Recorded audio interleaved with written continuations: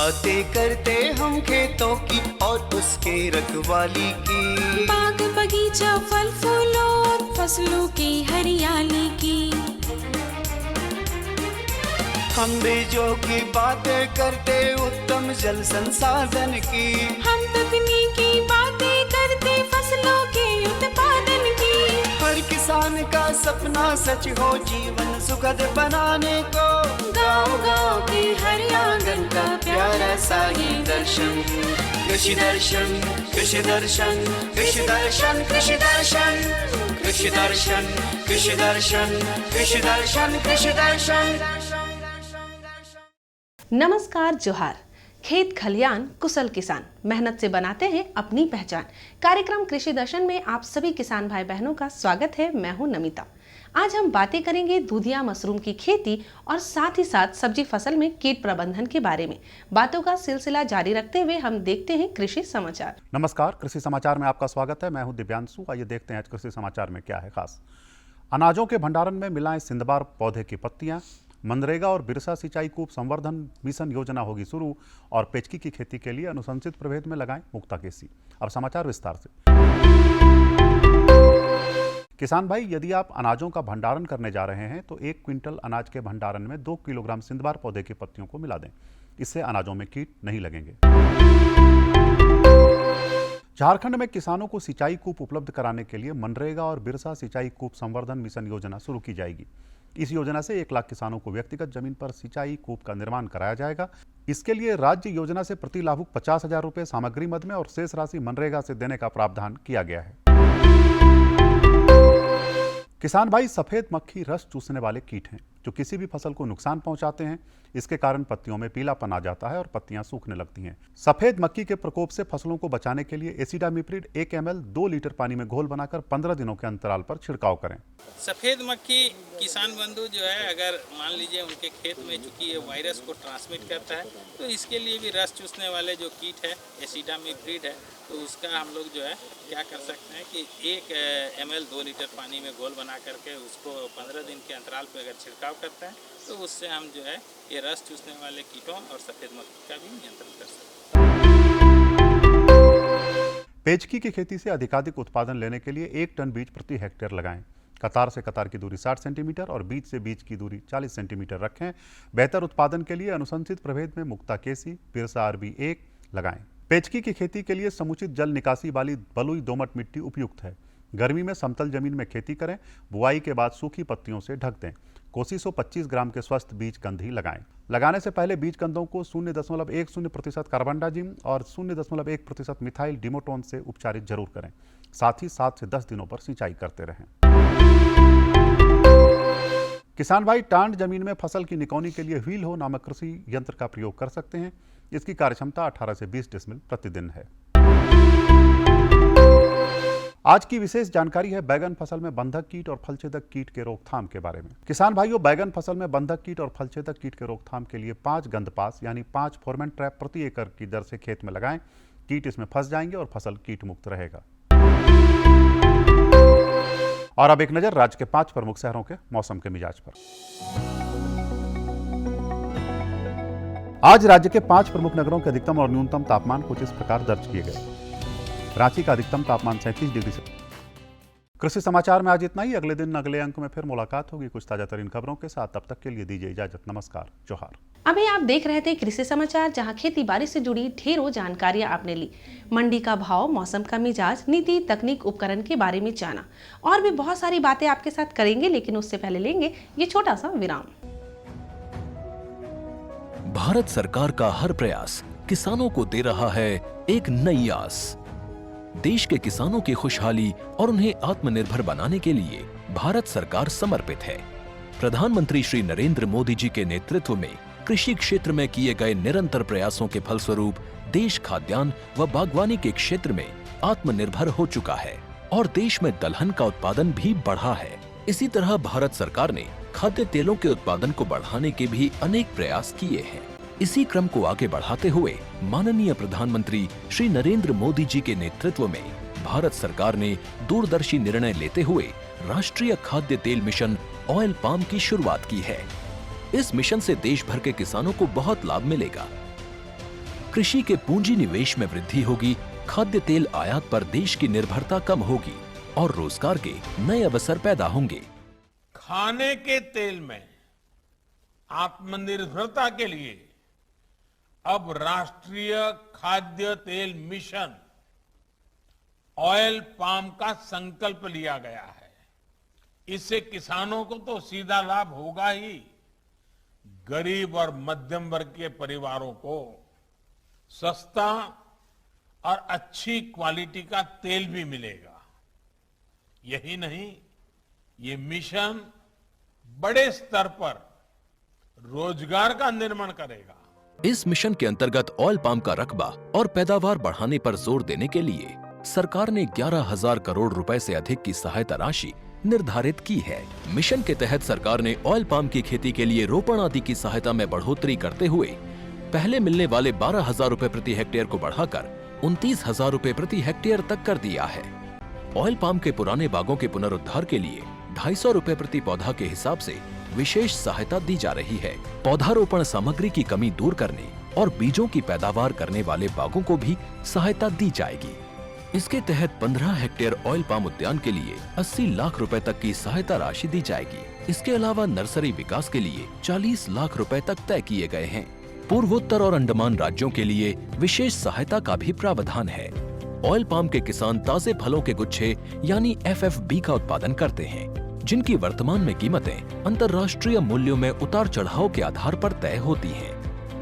पहली बार केंद्र सरकार ताजे फलों के गुच्छे की कीमत के लिए किसानों को आश्वासन दे रही है। ये व्यवहार्यता मूल्य यानी VP कहलाएगा, यानी किसानों को कोई घाटा नहीं होने दिया जाएगा। व्यवहार्यता मूल्य VP तय करने की शुरुआत 1 नवंबर से होगी और अगले वर्ष 31 अक्टूबर तक जारी रहेगी।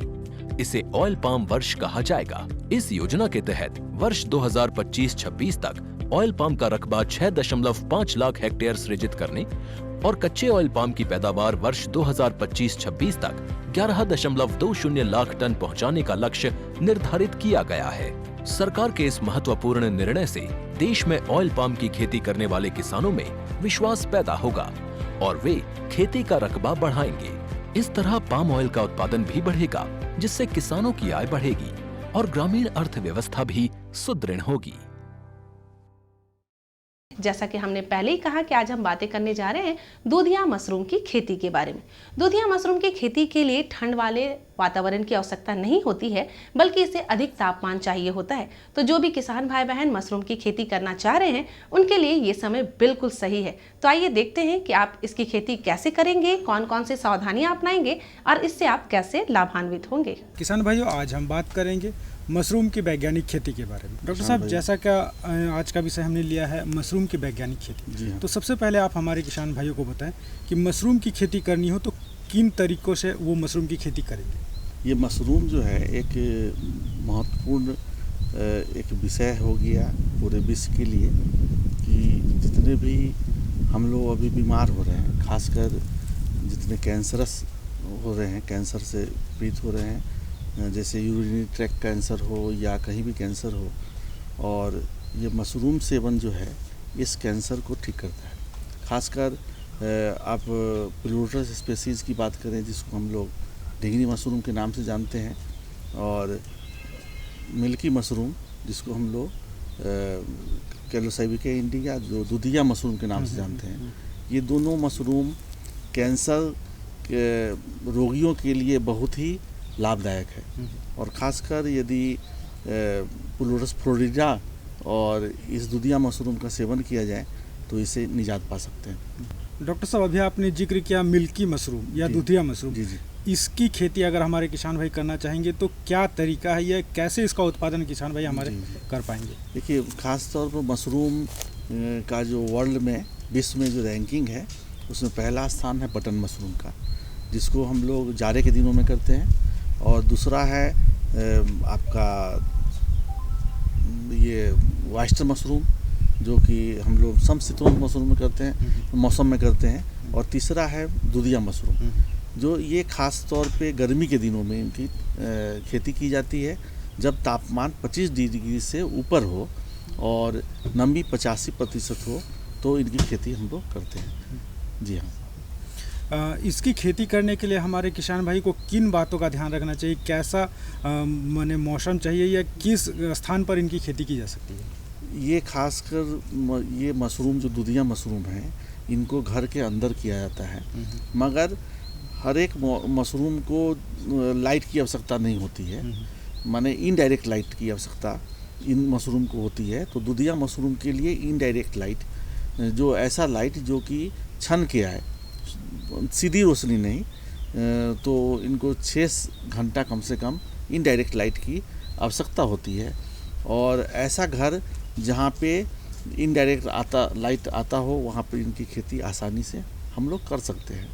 मगर इनको रखने के लिए हम ज़मीन पर भी रख सकते हैं, किसी प्लास्टिक को बिछा के, या इनको हैंगिंग भी कर सकते हैं, या इनको हम ट्रे सिस्टम में भी कर सकते हैं। ये कोई लोहे का ट्रे ले और उसमें हम लोग उस पर सजा के रख दें, तो इसकी खेती हम लोग आसानी से कर सकते हैं। मिल्की मशरूम की खेती करने के लिए घर की संरचना किस प्रकार की होनी चाहिए? क्या टेम्परेचर उसमें मेंटेन करनी चाहिए? इसके बारे में भी आप हमारे किसान भाई को देखिए, ये जब भी हम मशरूम की खेती करते हैं तो हमारा ध्येय होना चाहिए कि हमको कम लागत में अधिक से अधिक पैसा आना चाहिए। और कम लागत जब हम लोग करेंगे तो इसके लिए हम लोग जैसे कि बांस का घर हुआ और फूस का घर हुआ, और ऐसे जगहों पर जहाँ पर आसानी से पेड़ के नीचे ऐसा कम दाम बजट का घर, जो मट्टी का भी घर हो सकता है, मगर इसमें खिड़की की आवश्यकता होती है। और आसानी से हम लोग आप तिरपाल में भी इसको भी कर सकते हैं, मगर हम लोग धूप से बचना है, इसको डायरेक्ट धूप इनको नहीं लगना चाहिए, तो उनको हम लोग कर सकते हैं। अब रहा कि इस मशरूम को करने के लिए तापमान की जो आवश्यकता होती है वो 30 डिग्री से 35 डिग्री होती है, और यदि 25 डिग्री में भी यदि होता है तो इनकी खेती की जा सकती है। ख़ास तौर पे ये मशरूम काफ़ी लोकप्रिय हो गया कि ये भारतवर्ष के वैज्ञानिक का इजाद किया हुआ मशरूम। डॉक्टर साहब, हम जानना चाहेंगे कि एक किसान अगर शुरुआती दौर में मिल्की मशरूम की खेती करना चाहता है तो उसके लिए क्या उपाय होनी चाहिए? कैसे वो आपसे संपर्क करके मिल्की मशरूम की खेती कर सकता है? सीधी तौर पे उनको एक ट्रेनिंग लेनी पड़ती है। जो एक्चुअली क्या है कि मशरूम एक फफूंद है, और इस फफूंद में कई तरह के संक्रमण आ जाते हैं, जिसको हम लोग इन्फेक्शन कहते हैं। तो इन इन्फेक्शन को, संक्रमण से बचने के लिए हम लोग टेक्निकली स्ट्रांग होना होता है, कि कुछ उनके बारे में जानना चाहिए कि इसका तापमान क्या है, इनकी किन किन चीज़ों की आवश्यकता होती है। तो ख़ास तौर पर मशरूम के लिए नमी की आवश्यकता होती है, और 80 से 85% नमी यदि रहेगा तभी ये मशरूम की परिकल्पना कर सकते हैं। साथ साथ ये गर्मी के मौसम का मशरूम है, तो इसके लिए टेम्परेचर अधिक होना चाहिए, 25 डिग्री से ऊपर, तो हम लोग इसकी खेती आसानी से कर सकते हैं। डॉक्टर साहब, आप हमारे किसान भाई को बताएं कि मशरूम की खेती अगर वो कर रहे हैं तो उसकी तोड़ाई कब करनी चाहिए, कब उसको पता चलेगा कि ये मशरूम हमारा तैयार हो चुका है, और उसके बाद उसको कैसे वो सजा कर रख सकते हैं?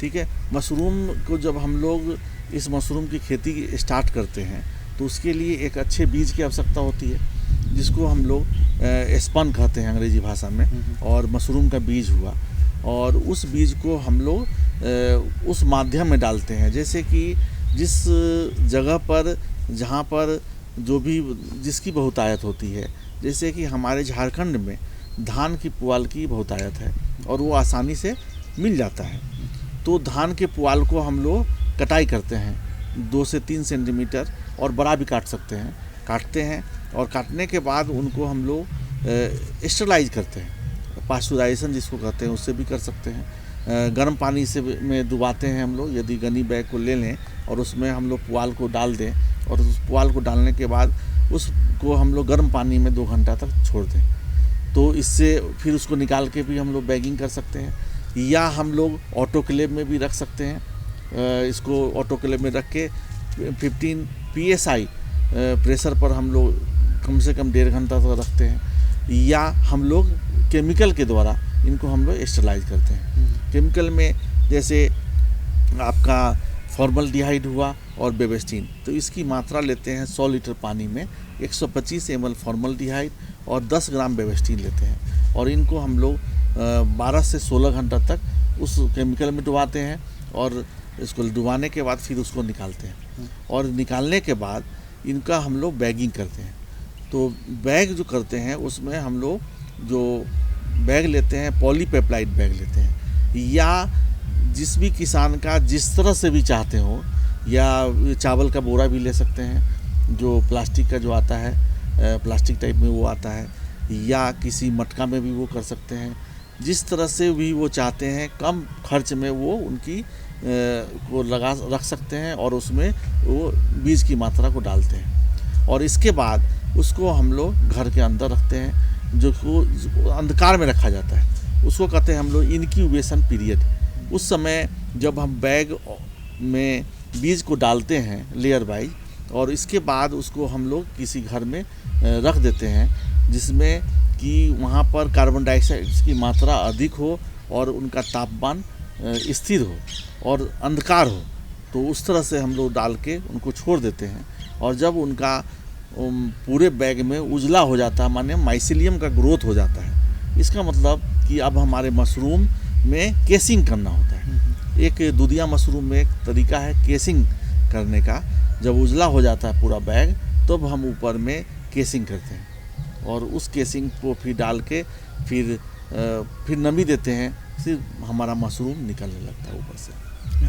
डॉक्टर साहब, अंत में चलते चलते आप हमारे किसान भाइयों को बताएं कि मशरूम कैसे तैयार हो गया है, वो कैसे पहचानेंगे और कैसे उसको बाज़ार तक ले जाएंगे, इसके बारे में भी बता दें। ये दुधिया मशरूम देखने में काफ़ी उजला होते हैं। ये दुधिया हैं तो दुधिया जैसे मशरूम होते उजले होते हैं और ये काफ़ी बड़े होते हैं और ये काफ़ी गोले भी होते हैं, माने गोला टाइप में थोड़ा बड़ा होता है।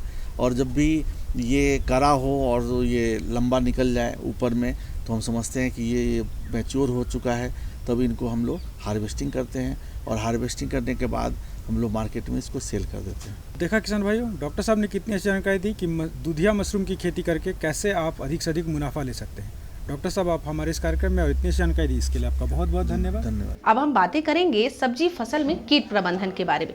तो सब्जियों को कीट से बचाने के लिए हमें क्या क्या उपाय अपनाना है, समय पे कौन कौन से खाद डालने हैं, आइए इसके बारे में जानते हैं। किसान भाइयों, आज हम बात करेंगे झारखंड के परिप्रेक्ष्य में सब्जियों में लगने वाले रोग व्याधि के नियंत्रण के बारे में। और इस विषय पे जानकारी देने के लिए आज हमारे साथ है कृषि विज्ञान केंद्र सुजानी देवघर के विशेषज्ञ डॉक्टर विवेक कश्यप। जैसा कि आज का विषय हमने लिया है झारखंड के परिप्रेक्ष्य में लगने वाले सब्जियों के रोग व्याधि उसके नियंत्रण के बारे में। तो सबसे पहले आप हमारे किसान भाइयों को बताएं कि रोग व्याधि लगते हैं तो उनकी पहचान कैसे हमारे किसान भाई करेंगे और कैसे शुरुआती दौर में उनका रोकथाम करेंगे। देखिए, रोग व्याधि या कीट दोनों चीज़ों को अगर हम बात करें तो ये 4 चीज़ों पर डिपेंडेंट होती है कि एक रोग कारक होना चाहिए, पौधा होना चाहिए, वातावरण और एक समय। चारों चीज़ों एक दूसरे के पूरक होते हैं और इनमें से कोई भी एक चीज़ अगर एक हटा दी जाए तो रोग लगने का संभावना बहुत कम हो जाता है। अब सब्जियों में ज़्यादातर हम देखते हैं कि रोग का प्रकोप और कीटों का प्रकोप सबसे ज़्यादा हमारे यहाँ पाया जाता है। और झारखंड के हम अगर अपने देवघर ज़िले के ही हम खास बात करें तो यहाँ पे दीमक का प्रकोप सबसे ज़्यादा रहता है। वो आप चाहे आप कद्दू लगाएं, चाहे खीरा लगाएं, चाहे टमाटर लगाएं या मिर्चाई लगाएं या कोई भी फसल भी अगर आप लगा रहे हैं, आप गेहूँ लगा रहे हैं, चना लगा रहे हैं, किसी भी तरह का आप फसल लगा रहे हैं तो उसमें दीमक का प्रकोप सबसे ज़्यादा। इसके साथ साथ फली भेदक, तना भेदक, रस चूसने वाले एफिड्स, जेसिड्स, थ्रेप्स और अभी जैसे आम का सीज़न चल रहा है तो माहू भुनगा, ये सारे कीट व्याधि आपको हमारे यहाँ देखने को मिल जाता है।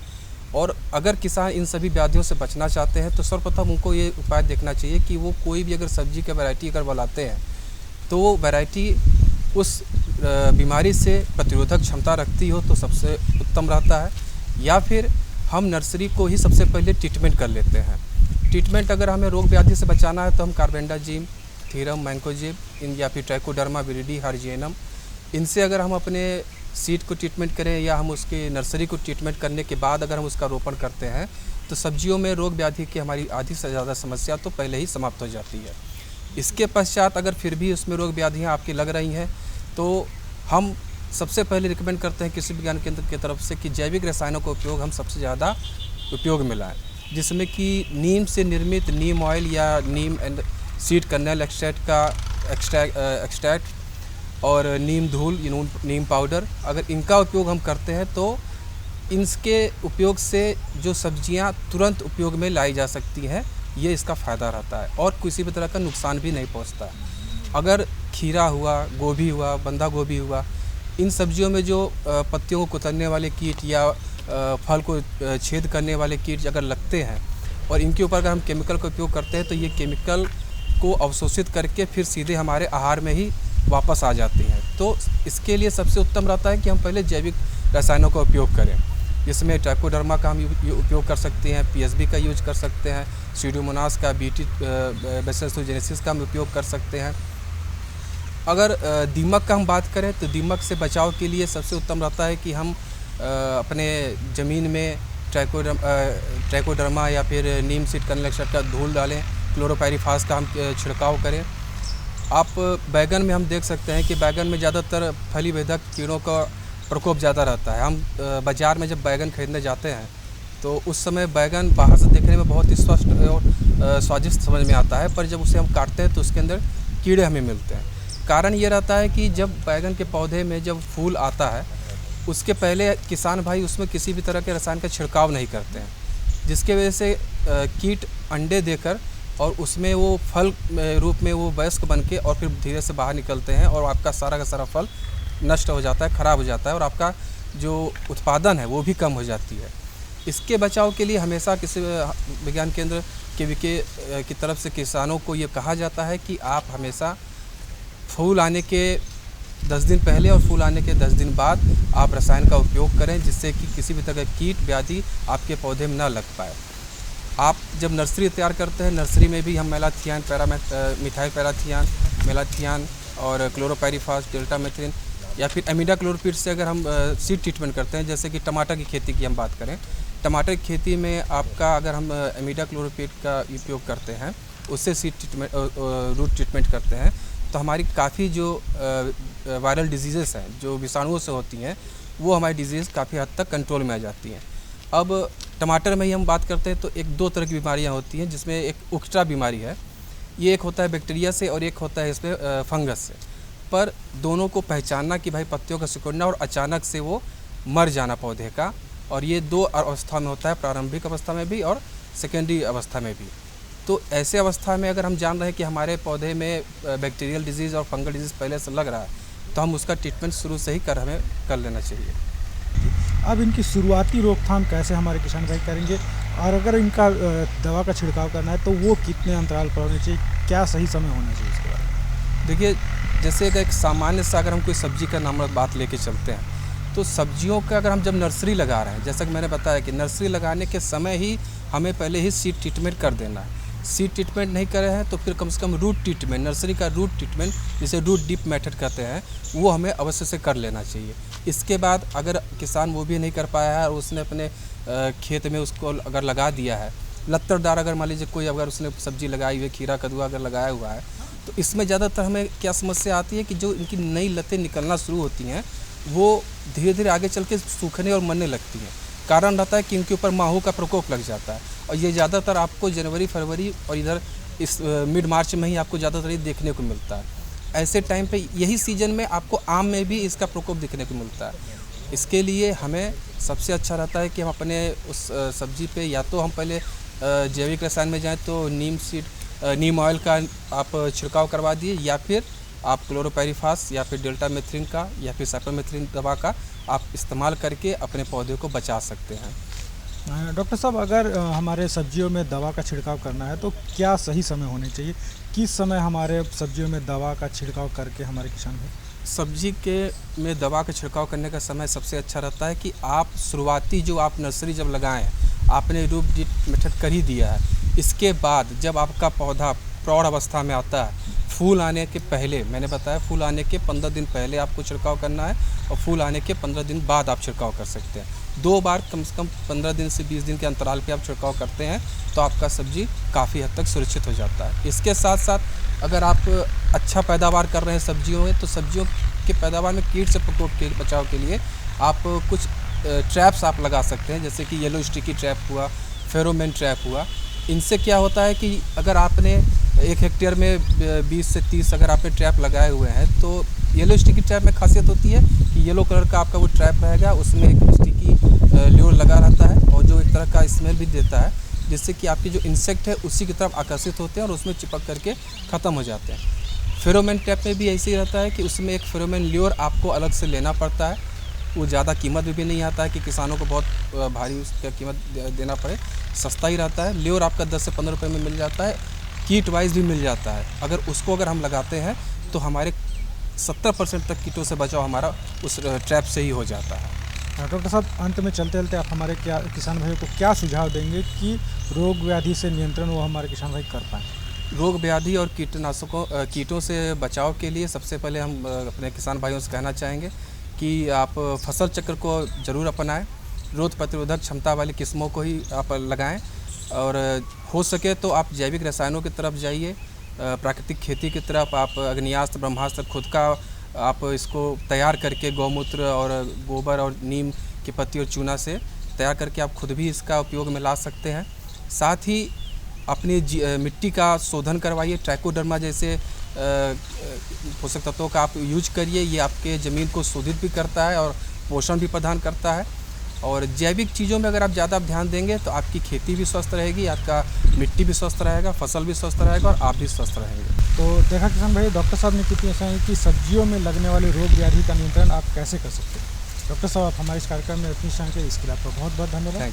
देखा ना किसान भाई बहनों, हमें पूरा विश्वास है कि अगर आप इन उपायों को अपनाएंगे और थोड़ी सी सावधानियां बरतेंगे तो फसलें अच्छी होगी ही होगी और हमारी सब्जियां जब अच्छी होगी तो हमें इसका मूल्य भी अच्छा मिलेगा और हम इससे लाभान्वित होंगे, आर्थिक रूप से मजबूत बनेंगे। आज के अंक में इतना ही समय हो गया है आपसे विदा लेने का। जाने से पहले हमारा पता लिख लीजिए। हमारा पता है कार्यक्रम कृषि दर्शन, कृषि प्रकोष्ठ द्वारा केंद्र निर्देशक, दूरदर्शन केंद्र, रातू रोड, रांची।